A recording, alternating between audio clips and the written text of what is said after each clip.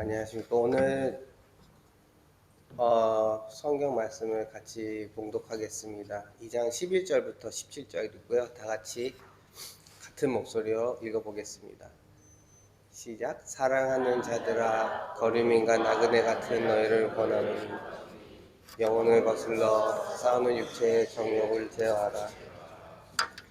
너희가 이방인 중에서 행실을 선하게 가져 너희를 악하게 한다고 비난하는 자들로 하여금 너희 선한 일을 보고 오시는 날에 하나님께 영광을 돌리게 하려 함이라. 인간의 모든 제도를 주를 위하여 순종하되 혹은 위에 있는 왕이나 혹은 그가 악행한 자를 징벌하고 선행하는 자를 포상하기 위하여 보낸 총독에게 하라. 곧 선행으로 어리석은 사람들의 무식한 말을 막으시는 것이라.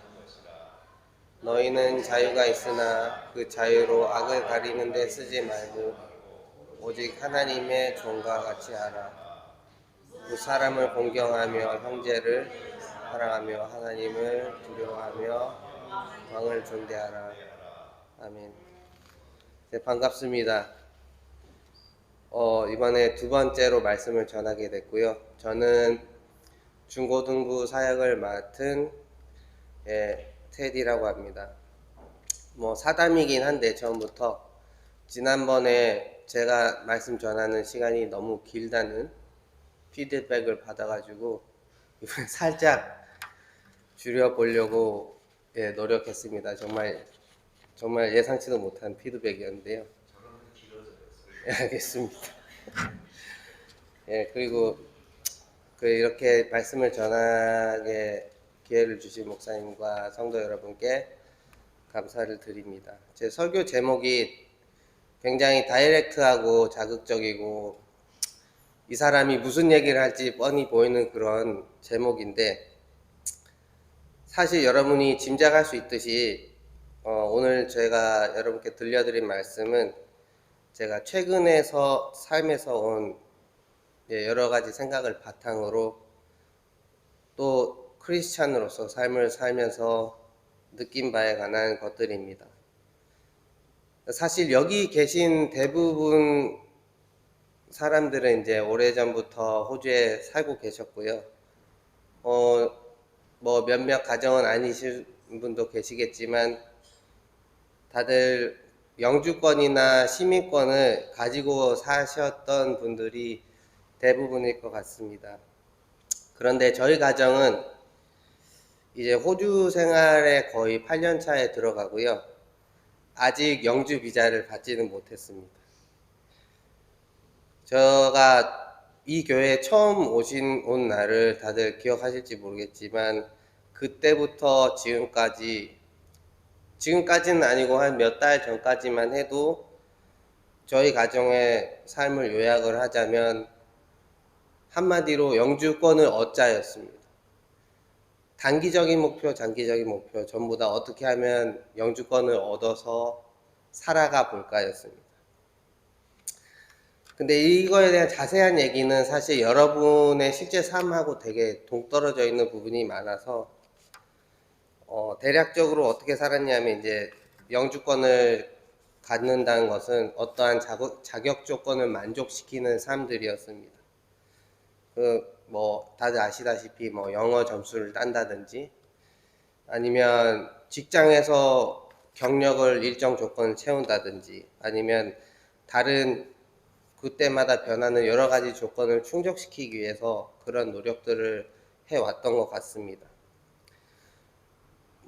그 과정은 이제 사람마다 조금 다른데요. 저희 가정은 보통 사람들은 쉽지 않다고 합니다. 왜냐하면 나이나 혹은 여기서 새로 갖는 직업에 대한 적성이나 아니면 대부분 말씀하시는 영어를 배울 때 어떤 고통 같은 것들이 있습니다. 그렇지만 저가 없지만 저나 여러분이 공통적으로 갖고 있는 것은 아마 천국의 영주권하고 시민권을 저희 가정이나 여러분이 공통적으로 갖고 있다고 생각합니다. 그리고 그거는 어떤 조건을 채우는 게 아니고요. 성경에 따르면 예수님은 그것을 우리에게 값없이 주셨다고 합니다. 다른 말로는 저희는 구원을 받은 사람입니다. 그래서 우리는 모두 주님의 자녀로서 천국에 들어갈 수 있는 권리를 얻었습니다. 그러나 여전히 지금 우리가 살고 있는 세상에서는 호주 말고요. 이 세상에서는 누구도 영주권이 없습니다. 왜냐하면 영원히 살 수 있는 사람은 아무도 없기 때문이죠. 그래서 우리는 제가 생각하건대 세상의 나그네라고 생각합니다. 자, 그런 생각이 들 때쯤에 이 말씀을 접하게 되었습니다. 오늘 보신 말씀도 우리 기독교인은 나그네처럼 살기를 권한다고 합니다. 실제 이 베드로 전서가 쓰여진 시대는 옛날에 로마 제국 시대고요. 이 베드로가 편지를 보내는 대상은 영어로는 strangers라고 합니다. 이방인이고요. 그 이방인은 다름 아닌 크리스천을 뜻합니다. 로마 제국에서 살아가는. 왜냐하면 크리스천들은 그 지역에서 잘 받아들여지지 않는 사람들이었다고 합니다. 그래서 크리스천들이 받아들여지지 않는 시대였고 그 중에서 가장 가혹한 시대가 네로 황제가 로마를 통치하던 시대였다고 합니다. 그때 크리스천들이 가장 많이 핍박을 받았고 그 지역에서 살지 않기를 원했다고 합니다. 근데 네로 황제 시대 요 전 시대만 해도 물론 공식적으로 크리스천이 되는 것은 불법이긴 했지만 이웃의 신고나 이런 게 없이 그 나라에서 군대에서 직접적으로 막 추격을 하고 잡아 죽이고 하진 않았다고 합니다. 그래서 그 전 시대는 어느 정도의 종교 생활이 가능했지만 네로 황제의 시대에서 와서는 여러분이 알다시피 기독교인은 모두 추적하고 그리고 살해했다고 합니다. 그래서 그 전 시대와 네로 시대를 합쳐서 기독교인은 어떤 삶을 살았어야 하면은 이웃과 잘 지냈어야 된다고 합니다.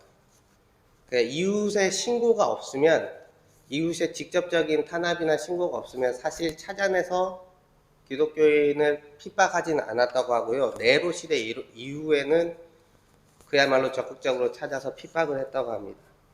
그래서 그 당시에 베드로가 저희한테 기독교인들한테 쓰던 편지가 바로 베드로 전서였다고 합니다. 그래서 말씀을 처음부터 이번 본문 말씀을 처음부터 보면 베드로 전서 2장 11절에는 우리가 모두 이 세상에서 나그네처럼 살기를 권하며 또 영혼을 거스르는 정욕에 맞서 싸워야 된다고 합니다. 근데 제가 짧은 세월이지만 교회 다니시는 기독교인들의 많은 기도 제목을 보아왔습니다. 그건 우리 가정을 포함해서 저희 부모님의 기도 제목을 많이 보아왔지만 그건 보통 대부분은 이게 잠깐 이 세상을 살다 갈 것 같은 그런 사람들의 기도 제목은 많이 보이진 않았던 걸로 기억해요. 왜냐하면 저도 사람이고 저조차도 기도를 하면 입에서 바로 나오는 기도 제목이 이 세상을 살아갈 때 불편하거나 힘든 것을 만나지 않도록 혹은 내가 가지지 못한 것을 가질 수 있도록 주님께 부탁하는 게 가장 처음 나오는 기도 제목이었던 것 같습니다.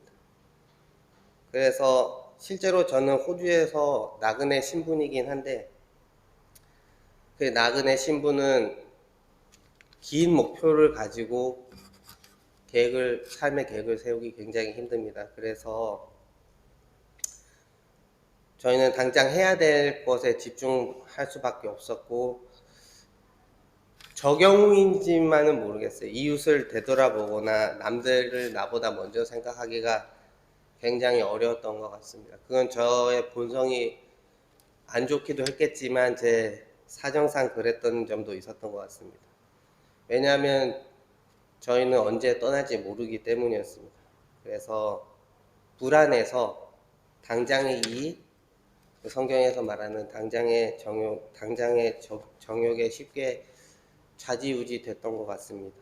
그래서 저의 삶을 표현하자면 불안정함이었고 그리고 이 나그네라는 불안정한 상태가 정말 싫었기 때문에 그것을 벗어나기 위해서 더 그랬던 것 같습니다.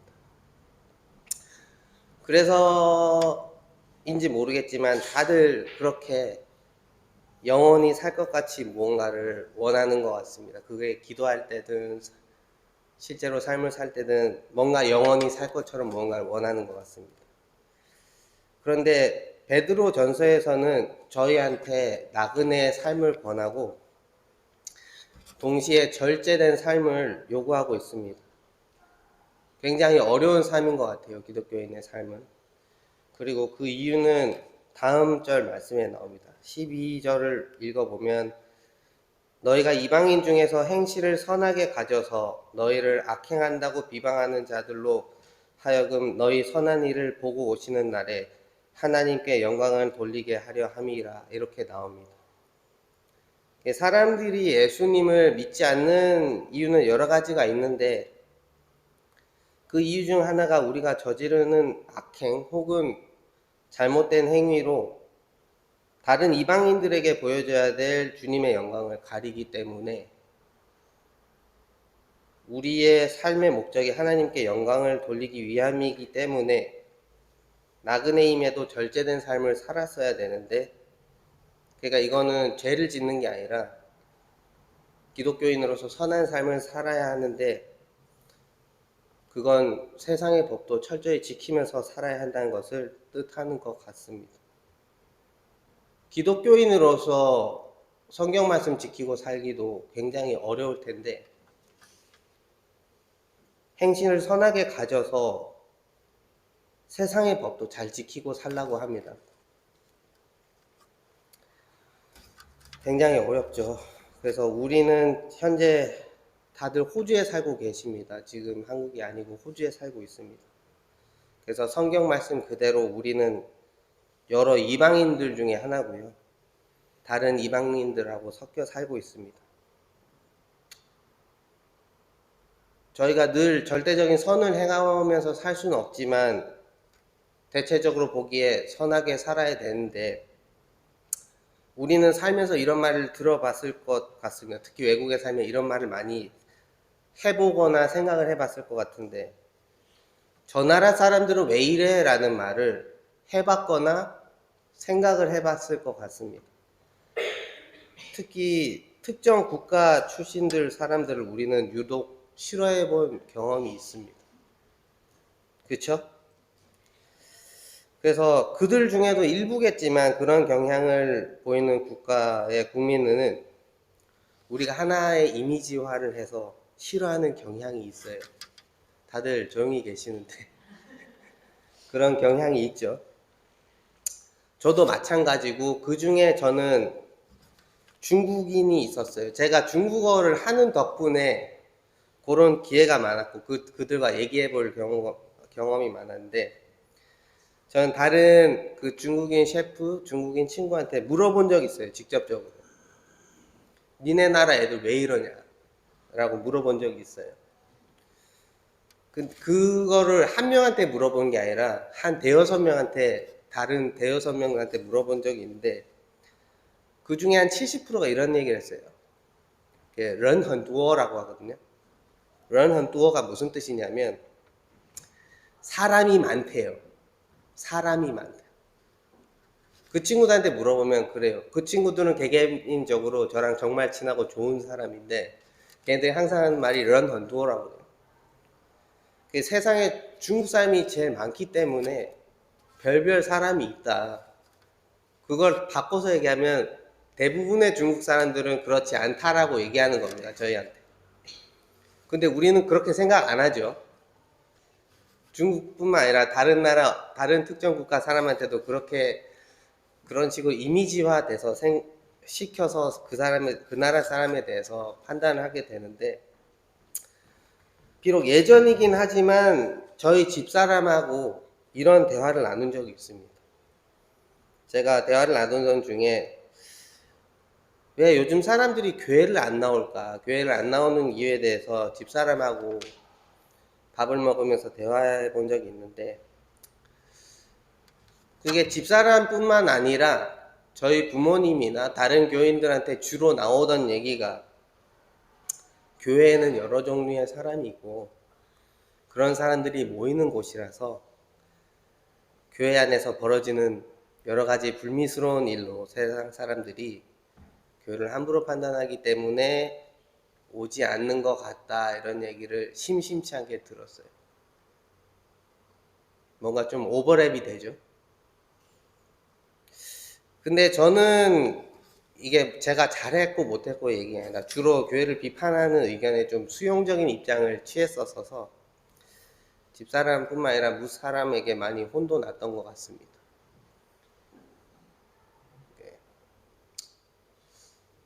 너는 교회를 다니면서 왜 그런 얘기를 하느냐, 교인이 아닌 것 같다 등등 얘기도 들었던 것 같아요.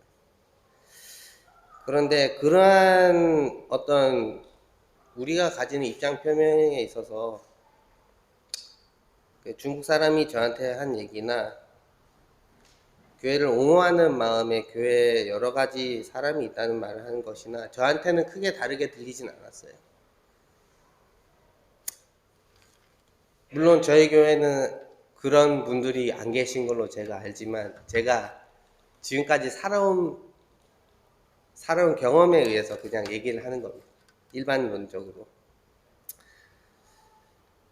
제가 생각할 때는 기본적으로 생활 질서나 법 같은 것을 지키지 않는 것은 그게 사람이 그냥 많은 단체가 아니라 뭔가 어려서부터 배워야 하고 지켜져야 될 것들에 대해서 어떤 제대로 가르침을 못 받았거나 아니면 그 사람이 속한 단체가 좀 우선시하는 것이 무언가 잘못되지 않았나라는 생각을 하게 됐습니다. 그리고 지금 생각하건대, 아니 제가 오랫동안 생각한 내용은 우리가 행하는 선행이 그 어떤 전도보다 뛰어난 전도인 것 같습니다. 우리가 좋은 사람이 되고 우리가 선행을 베풀므로써, 물론 선행을 베풀므로써 천국에 간다는 뜻이 아니라 전도하는 방법에 있어서 이게 가장 좋은 방법이 아닌가라는 생각을 했습니다.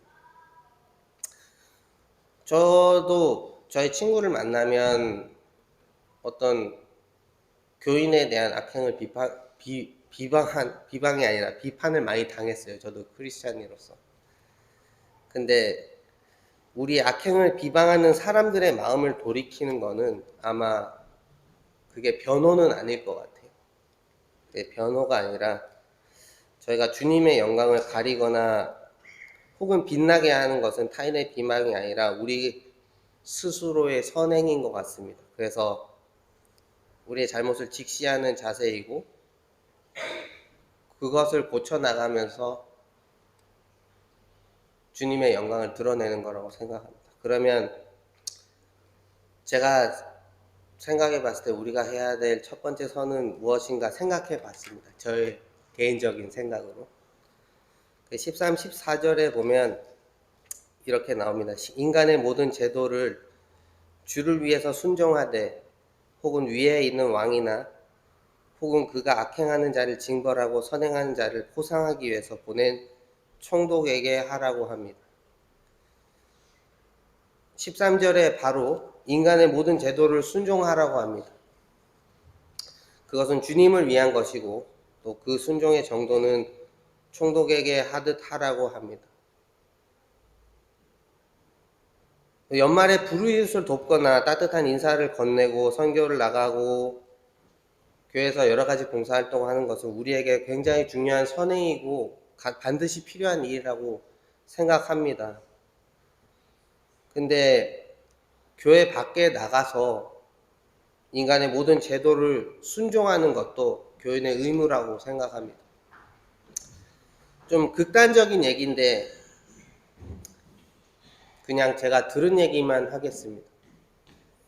여러분이 그렇다는 얘기가 아니라 들은 얘기만 보자면 저는 주방에서 일하기 때문에 직원에게 줄 급여는 미루면서 헌금을 많이 하시는 사장님도 계셨고 그리고 그런 사장님 주님이 그런 태도는 주님이 원하시지 않을 거라고 생각하고, 또 직원의 입장에서 일을 게을리하거나 있는 동안에 근무 태도를 나쁘게 하면서 주일을 성수한다고 주일만 꼬박꼬박 휴무를 요구하던 직원도 있었습니다. 주일에 늘 일하고 싶어하는 그런 직장도 있겠지만, 특히 저희 직장 같은 경우 주일에 휴무를 주는 건 엄청난 특권이기 때문에 그걸 항상 요구하는 친구들도 있었어요. 근데 그런 식으로 사회에서 생활하는 것은 아마 주님의 영광을 드러내는 일이 아닌 거라고 저는 믿습니다. 그리고 총독은 제가 생각할 때 세상에 대한 리더에 대한 비유 같습니다. 때로는 밖에 나갔을 때 혹은 사장님들이 혹은 다른 리더들이 하는 어떤 조치가 마음에 들지 않더라도 그 리더를 사랑하고 주님을 위해서 순종하는 그런 마음으로 일단 순종을 하고, 그리고 그 리더를 사랑하고 그 조직을 사랑하는 마음으로 순종을 한다면 그 마음이 주님을 위한 마음이라고도 생각을 합니다. 그래서 사회생활에 있어서 좋은 평가를 유지하는 것도 성도로서 정말 중요한 덕목이라고 생각합니다. 그래서 제 친구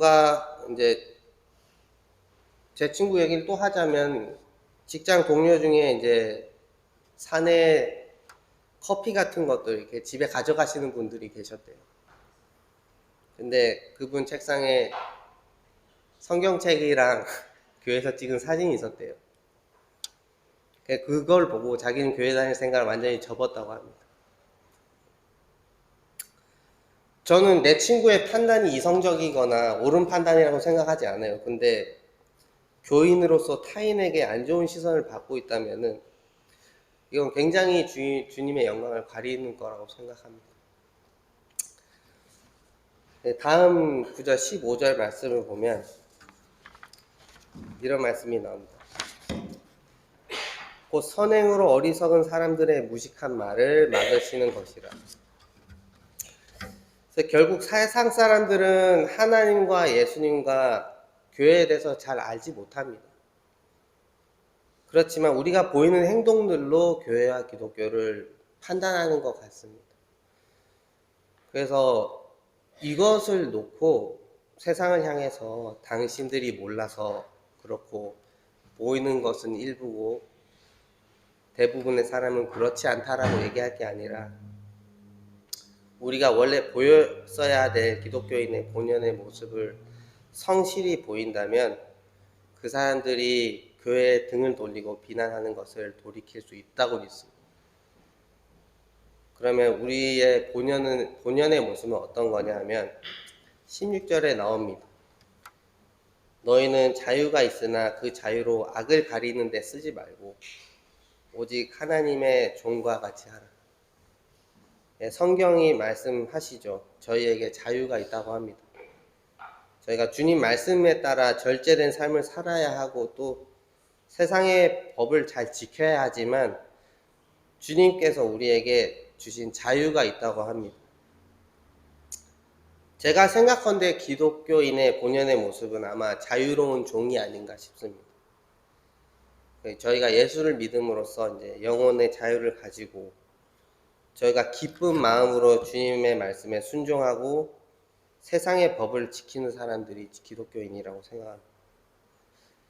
사실 두 가지 모두를 다 충족시키는 삶은 굉장히 힘들 것 같습니다.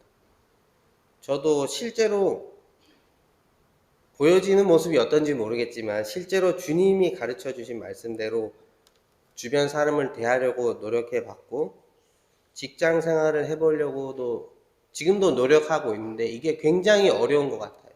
굉장히 어렵습니다. 그러나 그 사람을 사랑하는 마음을 가지고 실천을 한다면은 저희가 하나님의 종의 역할을 충분히 해낼 수 있을 거라고 생각합니다. 그 사람을 사랑하는 마음을 가지고 그 사람을 대한다. 그래서 17절에 보면 뭇 사람을 공경하며 형제를 사랑하며 하나님을 두려워하며 왕을 존대하라고 합니다. 우리가 세상 법을 지키고 주님의 말씀을 따르고자 하는 마음가짐이 바로 사람을 사랑하고 하나님을 위에 두는 겁니다. 이것이 우리가 가진 자유의 어떤 원천인 것 같습니다. 규칙에 억지로 끌려가는 것이 아니라 그 사람을 사랑하는 마음을 가지고 어떤 규칙을 지키려다가 보면 믿지 않는 사람들의 마음을 열고 저희끼리도 교회 안에서 화목할 수 있는 비결이라고 생각합니다. 제가 말씀에 처음으로 돌아가서 성경 말씀에서 우리는 세상의 나그네처럼 살아가야 한다고 하십니다. 저희가 세상에서 영원히 산다고 하면 이 세상에 내 것을 많이 만들어 놓을 것 같아요. 내 것을 많이 만들고 많이 가지고 그럴 것 같습니다. 그리고 아마 그것을 막는 세상의 규칙이나 하나님의 법은 굉장히 불편할 것 같아요. 내가 영원히 사는데 이것도 못하게 하고 저것도 못하게 하면 굉장히 귀찮을 것 같습니다. 근데 우리는 세상에 영원히 살 수 없는 나그네고 세상을 사는 동안 하나님의 명령에 따르고 세상의 규칙을 따르는 종으로 살아야 될 것을 고백합니다. 그리고 아마 그 삶은 굉장히 행복할 것 같습니다. 저희가 세상에 영주권을 얻기는 굉장히 쉽지 않았지만 저희 주님께서 저희한테 하늘나라 영주권을 값 없이 주셨기 때문에 이미 저희가 지금 세상에 주님의 종으로 사는 것은 굉장히 행복한 일이라고 생각합니다. 이미 영주권을 땄잖아요. 그래서 저희는 물론 나중에 하늘나라에서 다들 만나시겠지만 저희가 이 세상에 잠깐 온 여행을 끝나기를 기다리면서 저나 여러분이 모두 주님의 충실한 종으로 살기를 원합니다. 저의 말씀은 여기까지입니다. 감사합니다.